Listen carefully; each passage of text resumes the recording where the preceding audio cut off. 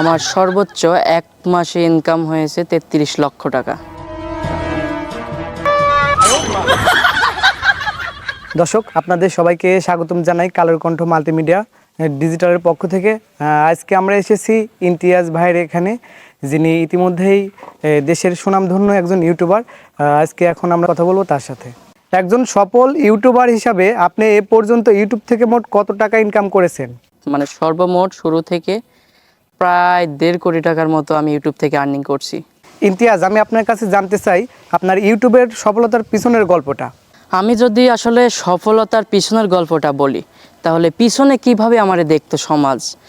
আসলে একটা ঘটনা বলতে গেলে কি, আমি যখন সফলতার আগে ভিডিও নিয়ে বের হইতাম, ক্যামেরা নিয়ে ভিডিও করতাম, শুটিং করতাম, তখন গ্রামের অনেকেই অনেক ধরনের কথা বলতো। কেউ কেউ বলতো যে পাগল হয়েছে, পাগল। আমি যখন সফলতা অর্জন করছি তখন ওরাই আবার আমারে নিয়ে প্রশংসা করে, আমার নিয়ে আলোচনা করে। ইমতিয়াজ, ইউটিউবে কাজ করতে গিয়ে প্রথম অবস্থায় সবাইকেই অনেক বাধা বিপত্তির সম্মুখীন হতে হয়। তো আপনি এরকম কোনো বাধা বিপত্তির সম্মুখীন হয়েছেন কিনা? আসলে আমার ইউটিউবে আসার পেছনে অনেক বাধা হয়েছে। কারণ আমি যখন ইউটিউবে আসি তখন আমি ক্লাস 8-এ পড়ি, আর 8-এ যখন পড়াশোনা করি তখন আমার সেই সময় একান্তই পড়াশোনার সময়, অন্য কোনো কিছুই না। তারপরেও আমি ইউটিউবকে ভালোবেসে ভিডিও করতে ভালোবাসতাম। তখন তারপরেও ইউটিউবে পড়াশোনার পাশাপাশি ইউটিউব নিয়ে ঘাটাঘাটি করতাম, মোবাইল নিয়ে ভিডিও করতাম, গান ভিডিও করে আপলোড করতাম। তো তখন পরিবারের তোপের মুখে পড়তে হয়েছে। পরিবার অনেক বকাঝকা করতে দেবে না, অনেক বাধার সম্মুখীন হয়েছি। এক পর্যায়ে এমন একটা পরিস্থিতি হয়েছিল, আমার ভালো একটা চ্যানেল আমি রাগ করে ডিলিট করে দিয়েছিলাম। এই পরিবারের এমন একটা চাপ ছিল, ইউটিউবে আসতে দেবে না, পড়াশোনা করতে হবে। তারপরে আমি চাইলাম যে আমি পড়াশোনাও করব, তারপরে ইউটিউবও করব। তারপরে এভাবে জেদ করে আমি ইউটিউব চালায়া যাই। তো 1 বছরের মধ্যে আমি ইউটিউবে সফলতা অর্জন করি এবং একটা চ্যানেল 3,56,000 সাবস্ক্রাইবার তৈরি করি। এটাই হচ্ছে আমার সফলতার বাধা এবং অগ্রযাত্রা। আরেকটি বিষয় আপনার কাছে জানতে চাই, ইউটিউবে আপনার মাসিক সর্বোচ্চ আয় কত? আসলে ইউটিউব থেকে আমার সর্বোচ্চ এক মাসে ইনকাম হয়েছে 33 লক্ষ টাকা। আপনার এই সফল ইউটিউবার হওয়ার পিছনে কার হাত এবং কার অনুপ্রেরণা ছিল সব থেকে বেশি? অবশ্যই আমার ইউটিউবের সফলতা অর্জনের পিছনে আমার একজনের অনুপ্রেরণা এবং তার হাত ধরেই আজকে ইউটিউবে আসে। সেটা হচ্ছে আমারই বড় ভাই, যিনি আমার 2 বছরের সিনিয়র। তো উনিই প্রথম এই ইউটিউবে আসে এবং ওনার আগে দুইজন মিলেই ভিডিও করতাম। ও যখন আমারে বলতো যে আমি ইউটিউব করব, তো ওনার ক্যামেরা ধরার জন্য ওনার পিছে পিছে ঘুরতাম যে আমি ক্যামেরা করে দেবো, এই সেই করতাম, বিভিন্ন শুটিংয়ে সহযোগিতা করতাম এবং ওনার হাত ধরেই বলতে পারি যে আমি এতদূর পর্যন্ত আসছি। ওনারও একটা চ্যানেল আছে, এখন 4.7 মিলিয়ন সাবস্ক্রাইবার। অনেক ইউটিউবার আছে যারা বছরের পর বছর ধরে কাজ করলেও তারা ইউটিউবে সফল হতে পারেনি, তাদের উদ্দেশ্যে আপনি কি বলতে চান? Redmi 13 স্টাইল বানাই দুনিয়া কাঁপায়।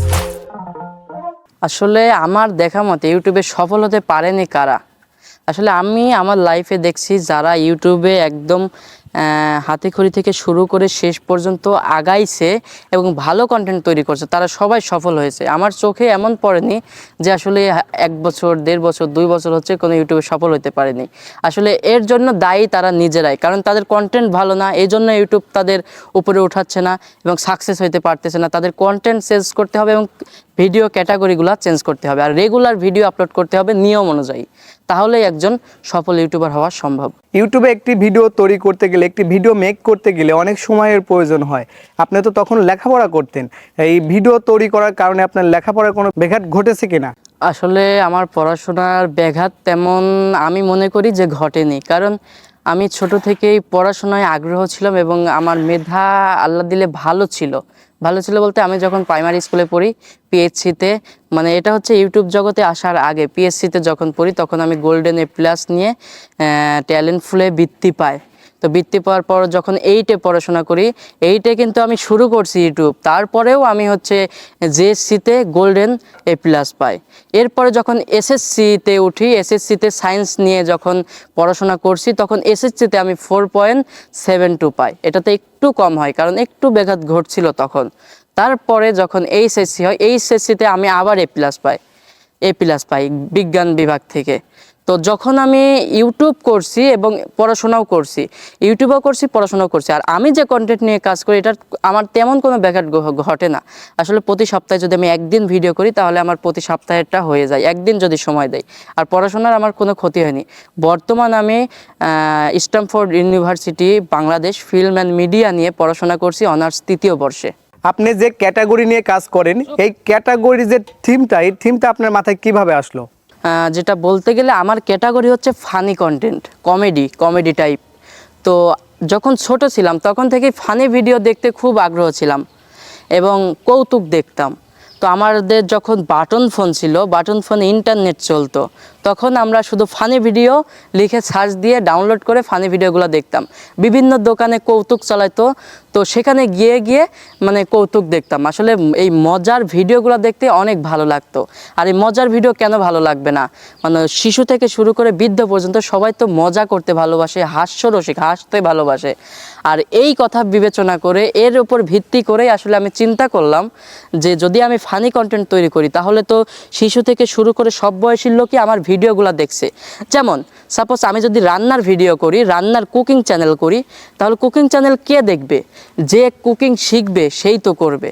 আর আমি ফানি, আমার গরিব দুঃখী ছোট বড় সব ধরনের লোক এই হাস্যকর ভিডিওগুলো দেখতে আগ্রহী। এই উপর ভিত্তি করে আমি আসলে এই কমেডি টাইপের ভিডিওগুলো তৈরি করি। ইমতিয়াজ, আমি আপনার কাছে সর্বশেষ প্রশ্ন করতে চাই, 1 মিলিয়ন ভিউ সমান ইউটিউব আপনাকে কত টাকা দিয়ে থাকে? আসলে ইউটিউব আমাদের কিভাবে টাকা দেয় এবং কত টাকা, এরা কিভাবে কত ভিউ হলে কত টাকা দেয়, এটা যদি আমি বলতে যাই তাহলে আমাদের যে হচ্ছে লং ভিডিও, যেটা 3 থেকে 5 মিনিটের যদি ভিডিও করি, ওইটা যদি 1 মিলিয়ন ভিউ হয় তাহলে $110 থেকে $120 পাই আমরা। আর যদি শর্টস ভিডিও তৈরি করি তাহলে 1 মিলিয়নে আমরা $10 থেকে $15 পাই।